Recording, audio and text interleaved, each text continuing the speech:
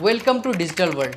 हम सब डिजिटल दुनिया में दाखिल हो गए हैं। यहाँ कुछ पसंद आता है तो डबल टैप करते हैं, कुछ नापसंद होता है तो कमेंट करते हैं, फिर ट्वीट कर देते हैं। रिश्ते में है तो रिलेशनशिप अपडेट करते हैं, खबरें देखनी हो न्यूज़ फीड स्क्रॉल करते हैं, हेल्थ इशू है तो गूगल करते हैं, क्रेडिट स्कोर जानना है तो किसी वेबसाइट से पता करते हैं, नए कपड़े खरीदने होते हैं तो किसी ऑनलाइन साइट से शॉपिंग करते हैं, लाइफ में कुछ दिक्कत होती है तो इससे निकलने की तरकीब खोजनी है तो गूगल पर सर्च करते हैं, कहीं घूमने जाना है तो भी गूगल करते हैं, स्नैपचैट और अपने सोशल मीडिया साइट में अपडेट करते हैं। कितनी आसानी से आप अपनी जानकारी किसी साइट को दे देते हैं, लेकिन क्या आपको पता है इन छोटी छोटी जानकारी की वजह से आपके साथ क्या गलत हो सकता है?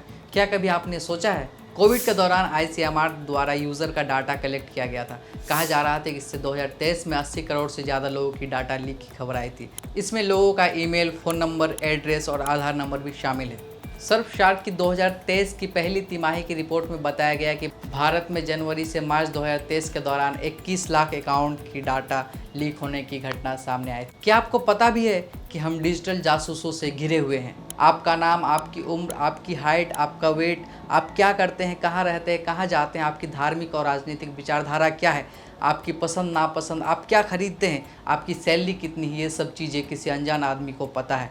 ये कहेंगे तो क्या आप विश्वास करेंगे? आपको विश्वास करना होगा, क्योंकि ये सच है। ऐसा हो सकता है और ऐसा हुआ है। डिजिटल दुनिया में हम अपनी जानकारी कितनी आसानी से कहीं पर भी दे देते हैं। कहीं शॉपिंग करने गए तो उससे नंबर रजिस्टर करवाने के लिए बोलता है और आप आसानी से कर देते हैं। किसी साइट पर आप विजिट करते हैं, उसका इस्तेमाल करते हैं, वो आपकी डिटेल्स मांगता है, बिना एक पल सोचे आपकी जानकारी, आपका नंबर, आपका जीमेल सब डाल देते हैं। इन सब जगह डेटा देने से आपकी डाटा दलाली हो सकती है। और भी कई तरीके हैं आपके डाटा को इकट्ठा करने का। किसी बहाने से रजिस्टर करवाते हैं और आपकी जानकारी इकट्ठा करते हैं और फिर वो किसी दूसरे कंपनी को बेच देते हैं। यहाँ तक कि आप जहाँ जॉब के लिए रिज्यूमे अप्लाई करते हैं, वहाँ से भी आपका डाटा लीक हो सकता है। एक खबर के अनुसार जालसाजों ने पहले मैक्स लाइफ इंश्योरेंस कंपनी के ग्राहकों का चोरी किया हुआ डाटा खरीदा। एक दो ग्राहकों का नहीं बल्कि 2,75,000 ग्राहकों का।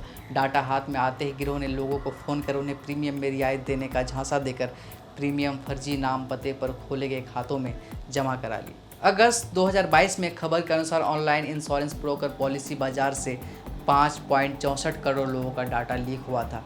अब सोच रहे होंगे ये तो मामूली जानकारी, इन जानकारी से क्या होगा, इस जानकारी का क्या करेंगे?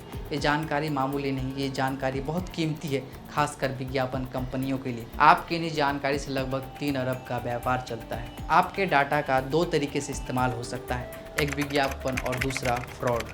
डाटा ब्रोकर सबसे पहले आपके डाटा को अलग अलग जगह से इकट्ठा करते हैं, फिर वो इस डाटा का विश्लेषण करते हैं और इसे अलग अलग कैटेगरी में बांटते हैं। इसके बाद वो इस डेटा को दूसरी कंपनी को बेचते हैं। वो इन जानकारी का इस्तेमाल टारगेट एडवर्टाइजिंग के लिए करते हैं। आपके फ़ोन में किस तरह का ऐड दिखाना है, आपकी आर्थिक क्षमता क्या है, या फिर कभी आपने सोचा है कि आप एक बार जो चीज़ खरीदने के लिए सर्च करते हैं उस तरह के ऐड आपके फ़ोन स्क्रीन पर आने शुरू हो जाते हैं। ये सब कुछ आपकी इन्हीं जानकारी की वजह से संभव हो पाता है। अब आप कहेंगे ये तो अच्छी बात है, लेकिन यही डाटा किसी गलत हाथों में चला जाए तो क्या होगा? अगर ये डाटा किसी गलत हाथों में जाता है तो आपके साथ किसी भी तरह का फ्रॉड हो सकता है, जैसे ब्लैकमेलिंग, आपके अकाउंट से पैसे की चोरी। जैसे हाल ही में आई वेब सीरीज़ जामतारा का एक किस्सा है, जहां एक बैंक के कर्मचारी ग्राहकों का डाटा लीक करता है, अपने दोस्त को देता है और उसी डाटे से फिशिंग की जाती है, लोगों के बैंक से पैसे निकाले जाते हैं। अब आप सोच रहे होंगे कि आखिर इससे बचा कैसे जाए? ये बहुत मुश्किल भी नहीं है, बस आपको सतर्क होने की ज़रूरत है। किसी भी वेबसाइट में अपनी जानकारी देने से पहले उनकी प्राइवेसी पॉलिसी ज़रूर पढ़ें, उसके बाद ही एक्सेप्ट करें। किसी भी ऑनलाइन या ऑफलाइन जगह में फीडबैक फॉर्म में ये जाने बगैर कि आपकी इस जानकारी का इस्तेमाल कहाँ हो रहा है, बिल्कुल भी मत दें। जैसे आप किसी को भी अपनी जानकारी देने से बचते हैं, ठीक उसी तरह ऑनलाइन भी आपको किसी भी वेबसाइट में अपनी निजी जानकारी देने से बचना है।